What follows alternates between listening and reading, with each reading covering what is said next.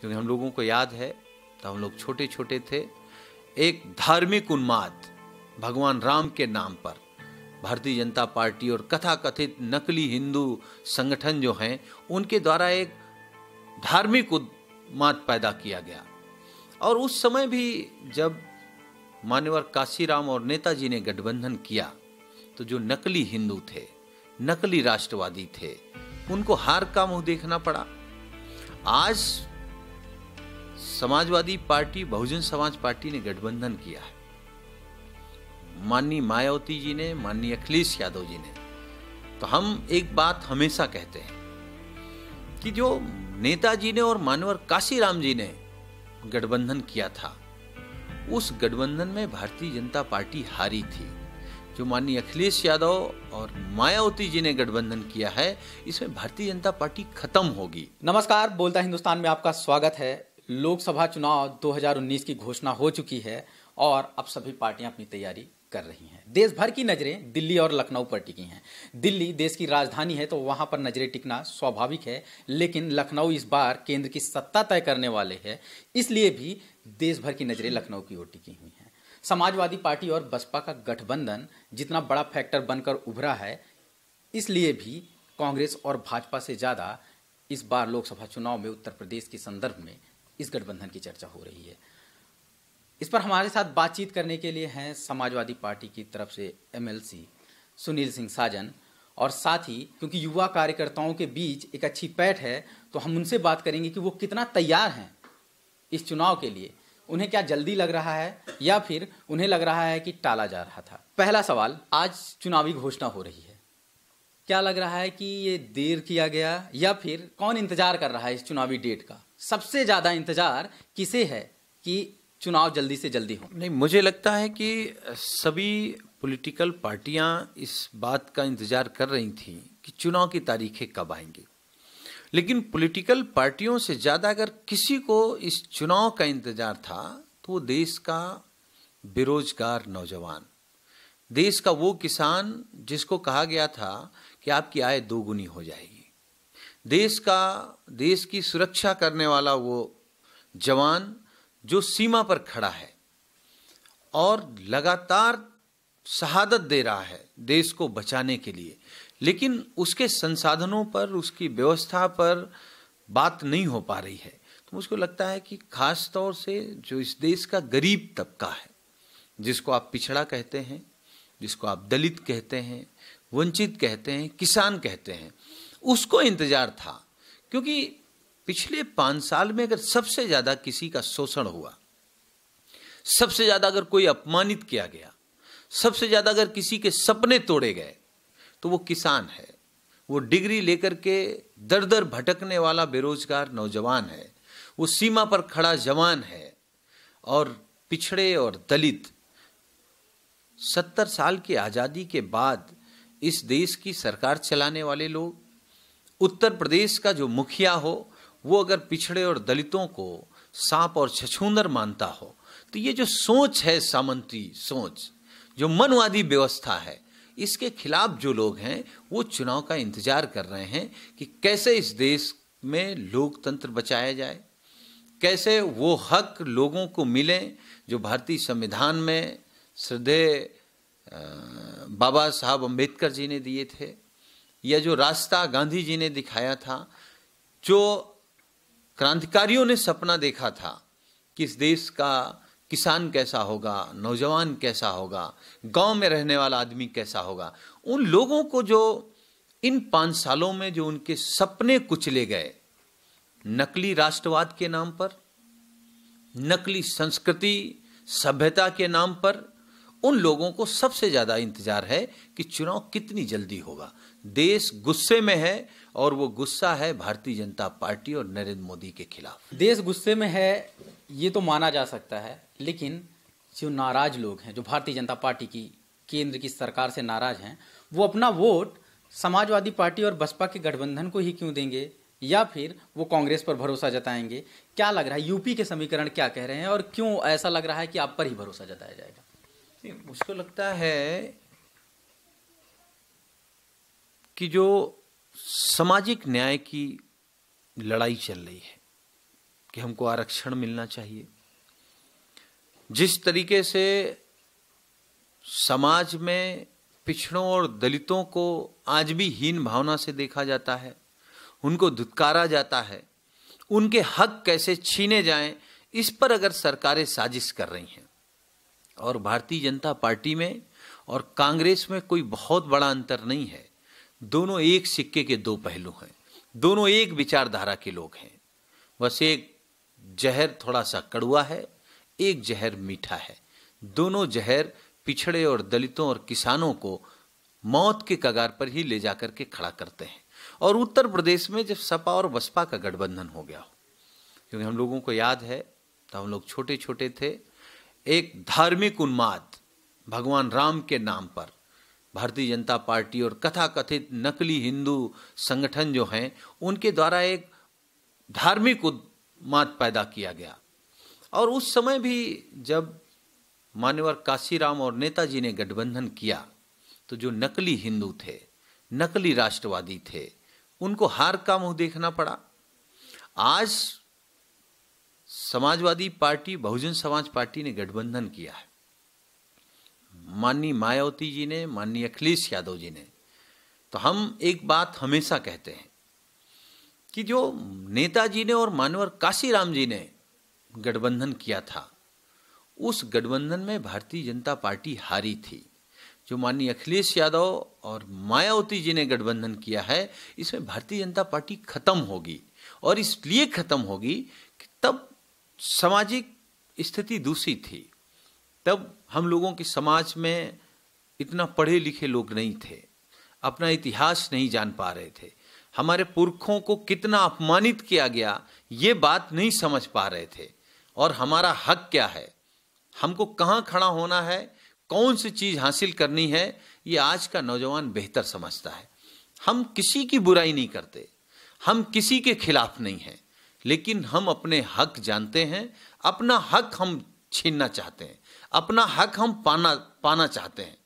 और किसी जाति धर्म के खिलाफ हमारा गठबंधन नहीं है, लेकिन जो पिछड़े और दलितों के गठबंधन को सांप छछूंदर कहते हों, ऐसी सोच के खिलाफ जरूर है हम। ये राजनीति की खूबसूरती है कि समाजवादी पार्टी के नेता से बात करेंगे तो वो कहेंगे पिछड़ों और दलितों का गठबंधन है, और जब मीडिया से बात करेंगे या भारतीय जनता पार्टी के लोगों से बात करेंगे तो वो कहेंगे कि ये जाटव यादव गठबंधन है, या फिर कोई ऐसा शब्द खेलेंगे जिससे आपको संख्या में अपेक्षाकृत कम लगे।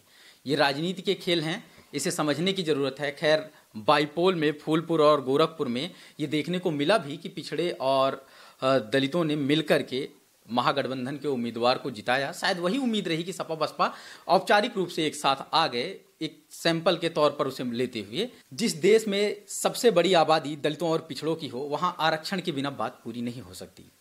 एक ऐसे दौर में जब आरक्षण पर चौतरफा हमला किया जा रहा हो, एक ऐसे दौर में जब केंद्र से लेकर राज्य सरकारों तक की इस तरह की चुप्पी साधी गई हो उनके जरिए कि विश्वविद्यालयों में आरक्षण खत्म किया जा रहा हो, फिर भी कुछ ना बोला जा रहा हो, एक ऐसे दौर में जब सभी जगह एक ही जाति वर्ग के लोग बिठाए जा रहे हों, फिर भी किसी तरह के सरकार को कोई आपत्ति नहीं हो, ऐसे समय में दलित पिछड़ों के हित की बात करने वाली पार्टियों की जो जिम्मेदारी बनती है, उन्हीं से सवाल करेंगे हम कि क्या आरक्षण पर जो पिछले 4-5 सालों में नुकसान हुआ है, उसकी लड़ाई को आपने कितनी लड़ी है और कितनी जीत मिली है? रोस्टर पर सफलता मिली भी है, या सिर्फ जो मोदी सरकार ने बहलावा फुसलावा दे दिया है उसे ही आपने मान लिया है कि आपकी जीत है? नहीं, पिछड़े और दलितों की लड़ाई समाजवादी पार्टी लगातार सड़क से लेकर के सदन तक लड़ी है। 13 पॉइंट रोस्टर पर भी समाजवादी पार्टी के राष्ट्रीय अध्यक्ष जी ने लगातार बात की। हमारे युवा सांसद, हमारे नेता माननीय धर्मेंद्र यादव जी ने सदन में बात की, और हम सब नौजवान सड़कों पर लड़े, सदन में लड़े। हम जानते हैं कि चुनाव आ गया, इसलिए मोदी सरकार ने इस तरीके की बात की है, क्योंकि इनकी साजिश है आरक्षण छीनने की। और आरक्षण पर हम लोगों ने तो स्वागत किया जब केंद्र सरकार 10% सवर्णों को आरक्षण लेकर के आई, क्योंकि हमारा उनसे कोई नफरत नहीं है, हम चाहते हैं कि उनको भी आरक्षण मिले।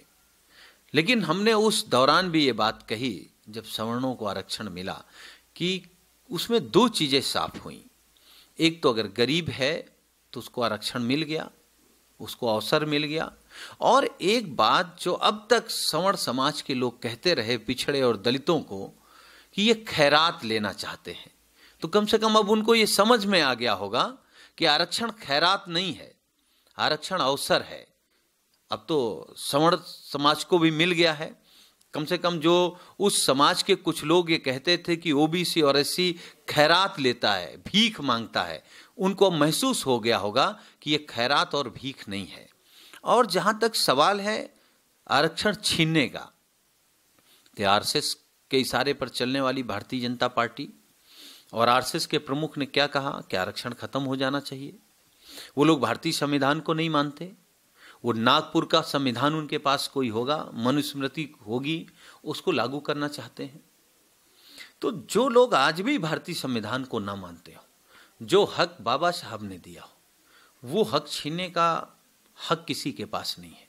अगर कोई सरकार में आ गया गलती से, तो उसको ये मालूम होना चाहिए लोकतंत्र है, राजतंत्र नहीं है। आप 5 साल में बदल जाएंगे। जो लोग पिछड़े और दलितों का हक छीनने का प्रयास किए हैं लगातार 5 साल, वो बदलने जा रहे हैं। उनको कौन पूछेगा? क्योंकि इस देश में लोकतंत्र में जिसकी जितनी संख्या है उसको उतना हक मिलना चाहिए। और हम तो आपके चैनल के माध्यम से कहेंगे, पिछड़े और दलितों से अपील करेंगे कि अगर आप सच में चाहते हैं कि आपकी आने वाली पुश्तों को जो सुविधा मिली है, जो हक मिला है, वो बरकरार रहे और मनवादी सोच के लोग, सामंती सोच के लोग उस हक को ना छीन पाए, तो आपको फैसला करना पड़ेगा कि आप किसको जिताएंगे, किसको हराएंगे। क्या उन लोगों को जिताएंगे जो आपके बच्चों का आरक्षण छीनना चाह रहे थे? क्या उनको आप जिताना पसंद करेंगे जो आज भी पिछड़े और दलितों को सांप और छछूंदर से ज्यादा कुछ नहीं मानते? क्या उस सोच के लोगों को जिताएंगे जो आज भी पिछड़े और दलितों को बराबर पर नहीं बिठा सकते, जो आज भी उनको छू करके ये उन महसूस करते हो कि गंगा नहाना है? ऐसे सोच के लोग जब तक समाज में चुनाव में जीतते रहेंगे या बने रहेंगे, संविधान को भी खतरा है, देश को भी खतरा है और आने वाले पिछड़े और दलितों के भविष्य का भी खतरा है। कहना बहुत आसान है कि गरीबी की कोई जाति नहीं होती, लेकिन जो भारतीय समाज को समझते हैं उन्हें पता है कि गरीबी की जाति होती है। जो दलित हैं, जो पिछड़े हैं, उनका गरीब होना स्वाभाविक हो जाता है। अपवाद कुछ हो सकते हैं, लेकिन अधिकतर आबादी इसी तरह गरीबी में जीती है। पहले उनके लिए कोई ठोस उपचार किए सवर्ण आरक्षण लाया गया, लेकिन ये मोदी सरकार का स्टैंड देखिए, उसका डेडिकेशन देखिए, उसकी ईमानदारी देखिए। जो समाज उसे उठा रहा है, भारतीय जनता पार्टी उसके लिए तमाम रिस्क ले करके लगभग आबादी बराबर आरक्षण कर दिया है। क्या दलित पिछड़े पार्टियों की, सवाल आपसे, कि क्या दलित पिछड़ी पार्टियों की अब जिम्मेदारी नहीं बन जाती कि ठीक है, सवर्ण लगभग आबादी बराबर आरक्षण कर ही दिया गया, गरीब के लिए आरक्षण एक बहाना है, तो अब बची हुई 80-90% आबादी के लिए उसकी आबादी के रेशियो में आरक्षण कर दिया जाए, यानी आबादी के अनुपात में आरक्षण की मांग प्रबल क्यों नहीं हो रही है और उसे ड्राफ्ट करके आप लोग सीधा सीधा मांग क्यों नहीं कर रहे? समाजवादी पार्टी की ये मांग बहुत पुरानी है और जब मोदी जी ने 10% सवर्ण समाज को, उनके गरीब समाज को आरक्षण दिया, तब भी मैंने एक बात कही थी कि 10% दे दिया, 5% आप और दे दीजिए। 15% उनकी आबादी के हिसाब से मिल गया, लेकिन बचा जो 85% है, जो पिछड़े और दलित हैं, वो तो पिछड़े और दलितों को दे दो आप। जिनकी संख्या बड़ी है उनको आरक्षण कम है, जिनकी संख्या बहुत कम है उनको आरक्षण बहुत ज्यादा है। तो कहाँ की बराबरी है? कैसा सबका साथ सबका विकास? एक का विकास इतना ज्यादा, जिनका सदियों से विकास है और जिनका विकास करने की जरूरत होती सरकारों की, सरकार किसी की हो, अगर आप देश को तरक्की की तरफ लाना चाहते हैं तो जो गरीब रह गया है, जो कमजोर रह गया है, जो अशिक्षित है, उसी के उत्थान की तो बात सरकारें करती हैं। लेकिन उसमें भी अगर आप जाति देखने लगे तो इसका मतलब आप जातिवादी सरकार है। आरोप हम लोगों पे लगता है कि हम लोग जातिवादी हैं। तो आप क्या हैं? भारतीय जनता पार्टी क्या है? आप बताइए, उनकी सरकार में कौन लोग हैं? अधिकारी कौन है? आस्थानों पर कौन है? डीएम कौन है? कप्तान कौन है? तो सब तो 1-2 बिरादरी के लोग ही हैं, पूरे देश चला रहे हैं। तो हमें उन बिरादरी से कोई दिक्कत नहीं है। लेकिन अगर वो बिरादरी ये समझती है कि पिछड़े और दलितों का हक छीन करके हम सत्ता में रह लेंगे, तब फिर वो गलतफहमी में है। मुझे लगता है कि पिछड़े दलित भी जान गए हैं कि अपना हक कैसे छीनना है। पहले कोशिश होगी कि कैसे पाना है, नहीं मिलता है तो कैसे छीनना है। दोनों विकल्प पिछड़े और दलितों के साथ खुले हुए हैं। प्रतिनिधित्व का सवाल इसलिए भी छोटा नहीं है, अभी 2 ही मामले देखने पर ये चीज स्पष्ट हो जाती है। आदिवासियों के खिलाफ एक ऐसा फैसला आया जिसमें लगभग 23 लाख आदिवासी परिवारों यानी लगभग 1 करोड़ आदिवासियों को विस्थापित होने का आदेश दे दिया गया। हालांकि बाद में सरकार उस पर स्टे लेकर आई है, कोई समाधान नहीं, स्टे लेकर आई है। यानी आदिवासियों को, लगभग 1 करोड़ आदिवासियों को बिना बताए कि वो कहाँ जाएंगे, वो अपनी जमीन से बेदखल कर दी जाने का आदेश मिल जाता है। सवाल उठता है कि क्या सुप्रीम कोर्ट में आदिवासी जज होते तो इतनी बेरहमी से इस तरह का फैसला दे दिया जाता। प्रतिनिधित्व का सवाल इसी तरह से आता है दलितों के मामले में, या यूनिवर्सिटी के रोस्टर सिस्टम में, जहां पर दिखा दिया जाता है कि दलित पिछड़े नाम मात्र के पहुंचेंगे, आदिवासी विश्वविद्यालयों में पहुंचेगा ही नहीं, जिसे 13 पॉइंट रोस्टर सिस्टम कहते हैं। ये सवाल इसलिए भी किए जा रहे हैं आपके सामने क्योंकि जुडिशरी, मीडिया, प्राइवेट सेक्टर, ये सब वो चीजें हैं जो एक स्टेट को, एक सरकार को, एक समाज को प्रभावित करती हैं और बहुत बड़े पैमाने पर प्रभावित करती हैं। यहाँ पर भी क्या आरक्षण की मांग नहीं की जा सकती? और अगर मांग की जा रही है तो ये कितनी प्रबल आपकी मांग है, इसके लिए कितना आप एम्फसाइज करें? नहीं, इसकी मांग की जा सकती कि नहीं, इसकी मांग है कि हम समाजवादी लोग हैं। हम लोग चाहते हैं कि आर्थिक बराबरी हो, सामाजिक बराबरी हो, धार्मिक बराबरी हो। तो ये बिना आरक्षण के कैसे आ जाएगी? हम तो कहते हैं कि आप प्राइवेट सेक्टर में भी आरक्षण लागू करो, न्यायपालिका में आरक्षण लागू करो, मीडिया में आरक्षण लागू करो। अगर धार्मिक बराबरी चाहते हैं तो मंदिरों में भी आरक्षण लागू करो। भाई, मंदिर सबके लिए है, तो पुजारी एक समाज का क्यों? क्या दूसरे समाज का आदमी पुजारी नहीं हो सकता? वो मंदिर में नहीं बैठ सकता? तो मुझको लगता है कि जब तक सब जगह आरक्षण नहीं मिलेगा, और आपने सही कहा कि अगर आदिवासी समाज का भी कोई न्यायाधीश होता तो मुझे नहीं लगता कि इस तरीके के फैसले एक साथ इतने आदिवासियों को बेदखल कर देना अपने आप में एक बड़ा सवाल खड़ा करता है। तो मुझको लगता है कि आरक्षण इस देश की जरूरत है। और जब आंदोलन चल रहा हो सामाजिक न्याय की, जब बात हो रही हो सबका साथ सबका विकास की, जब बात हो रही हो कि आर्थिक बराबरी कैसे आएगी, सामाजिक बराबरी कैसे आएगी, शैक्षिक बराबरी कैसे आएगी और धार्मिक बराबरी कैसे आएगी, जिन चीजों पर आप बराबरी लाना चाहते हो उन जगहों पर आरक्षण जरूरी है। चुनाव के ठीक पहले आतंकी घटना और पाकिस्तान पर पलटवार की एक चर्चा हुई और मीडिया अभी तक उसी मामले में लगा हुआ है। क्या आप इसे नहीं मान रहे हैं कि मीडिया लगातार इसके जरिए भारतीय जनता पार्टी और प्रधानमंत्री नरेंद्र मोदी को फायदा पहुंचाने की कोशिश कर रहा है और उनकी एक हीरो छवि गढ़ेगा? क्या ये चुनौती नहीं है तमाम विपक्षी दलों के लिए और सपा बसपा के लिए भी कि मोदी की इस तरह की तस्वीर गढ़ी जा रही है कि मोदी है तभी मुमकिन है, बाकी नहीं मुमकिन है? तो ये आप के लिए कम से कम शहरी सीटों पर तो बड़ी चुनौती बन रही होगी, या आप लोग बस इस बात को छुपाना चाह रहे हैं कि नहीं, कोई फैक्टर है ही नहीं, मीडिया कोई फैक्टर नहीं? देखिए, मीडिया इस देश में बड़ा फैक्टर है, उससे आप कोई भी उसको नकार नहीं सकता। लेकिन ये हमारा, आपका, समाज का, इस देश का सबका दुर्भाग्य है कि आज किस तरीके के राष्ट्रवाद पर बहस हो रही है। और हम जानते हैं जब सरकारें अपने काम से जवाब नहीं दे पाती हैं तो या तो धार्मिक बात करने लगती हैं या राष्ट्रवाद की बात करने लगती है। मुझे नहीं लगता है कि इस देश में कोई एक व्यक्ति हो जो ये नहीं चाहता होगा कि हमारा देश सबसे मजबूत हो। वो कौन है जो नहीं चाहता कि दुश्मन के घर में घुस करके मारा जाए?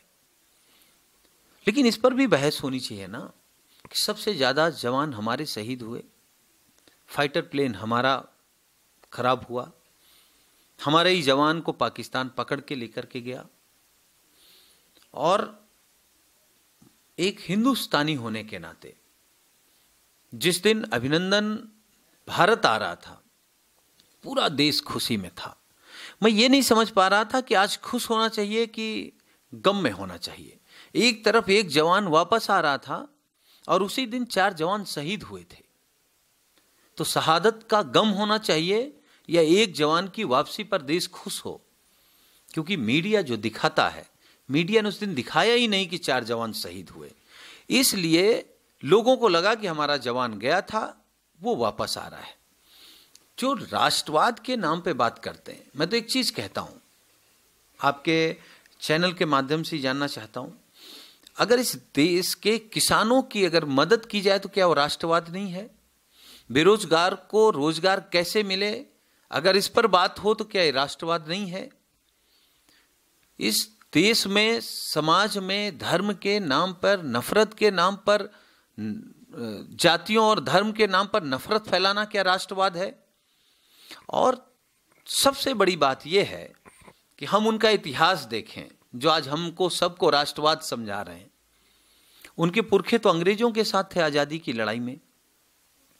ये दुर्भाग्य है कि आरएसएस जैसा संगठन इस देश में तय कर रहा है कि कौन राष्ट्रवादी है, कौन राष्ट्रवादी नहीं है, जिनका खुद इतिहास बहुत काला है, खुद इतिहास बहुत गंदा है। अपने इतिहास पे तो आरएसएस कभी बात नहीं करता।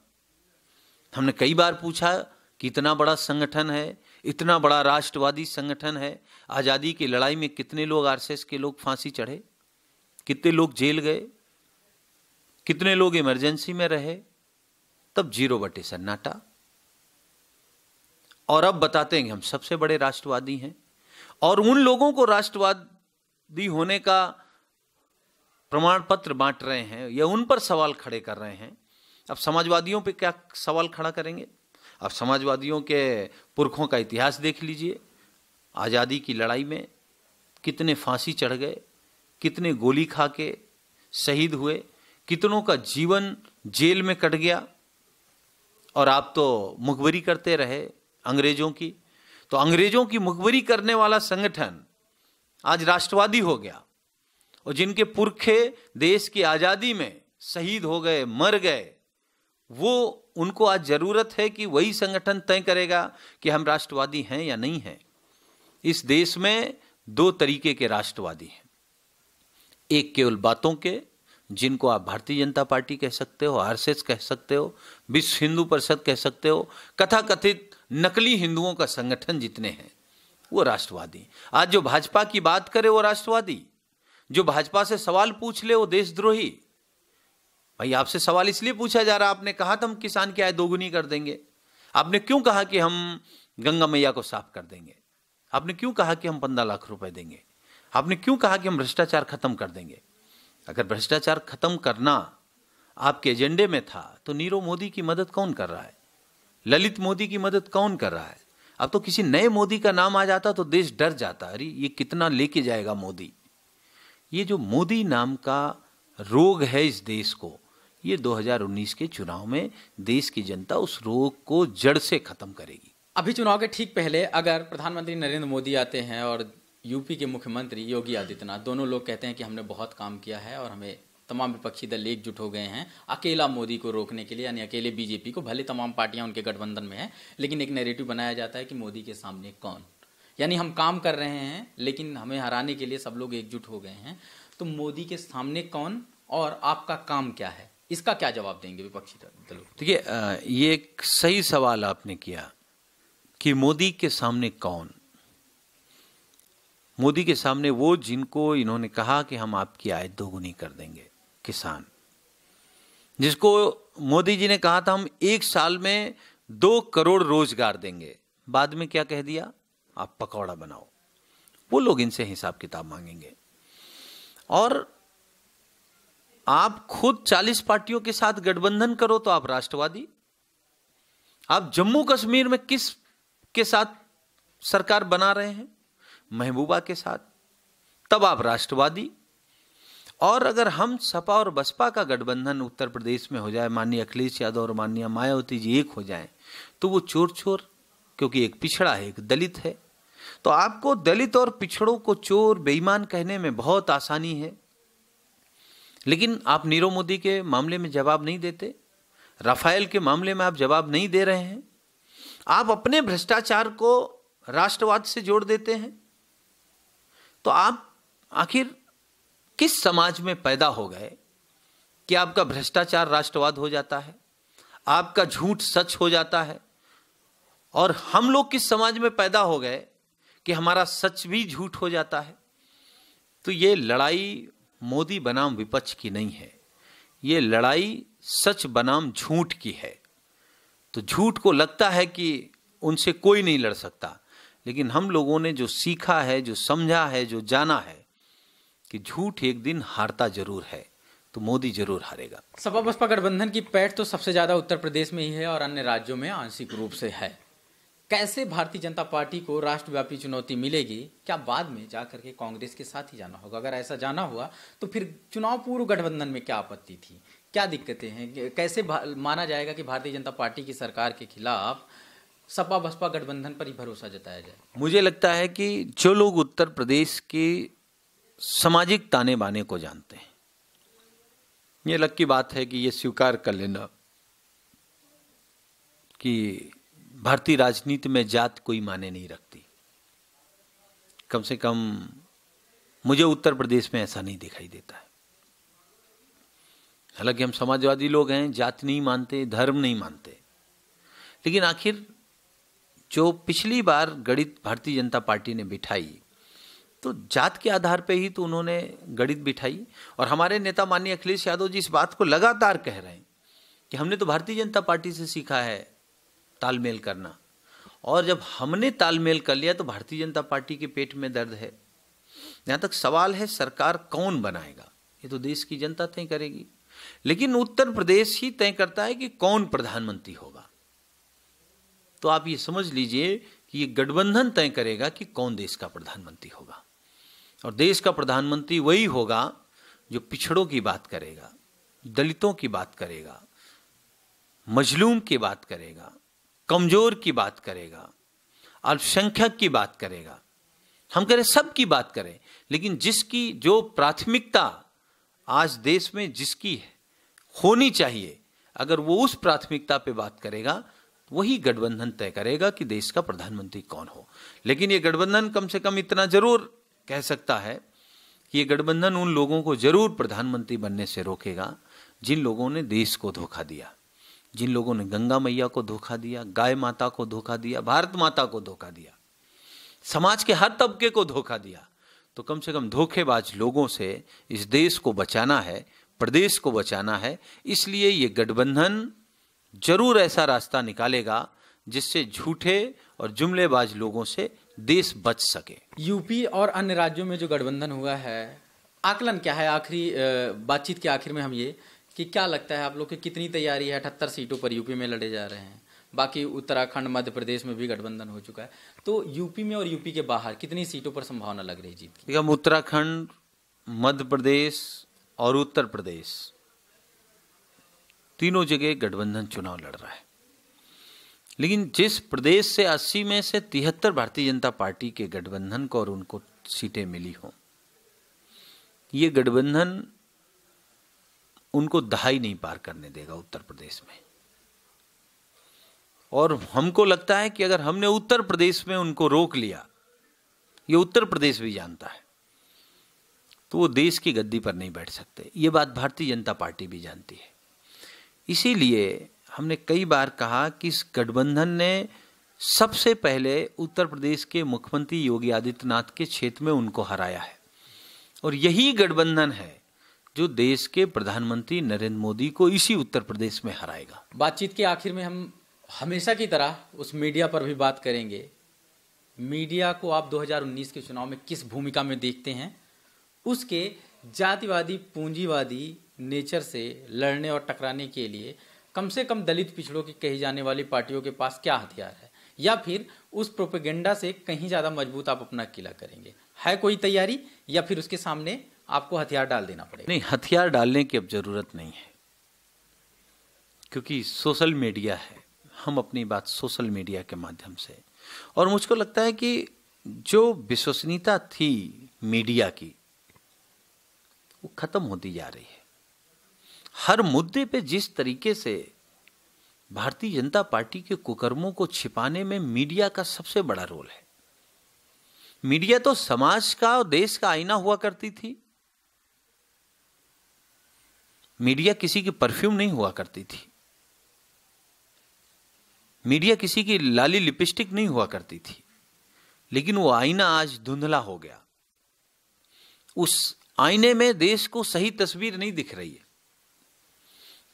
मीडिया कभी बड़े चैनल कुछ को छोड़ करके, कुछ आज भी मीडिया का जो सम्मान था, जो विश्वसनीयता थी, उसको बचाए हैं, लेकिन उनकी प्रतिशत कितने हैं? कुछ। बाकी सारे लोग क्या कर रहे हैं? वही काम जो भारतीय जनता पार्टी आरएसएस करती है, नफरत फैलाने की, वही तो मीडिया कर रही है। तो आखिर मीडिया अपनी जिम्मेदारी से कैसे भाग रही है, और अगर भाग रही है तो उसकी विश्वसनीयता कैसे बची रहेगी?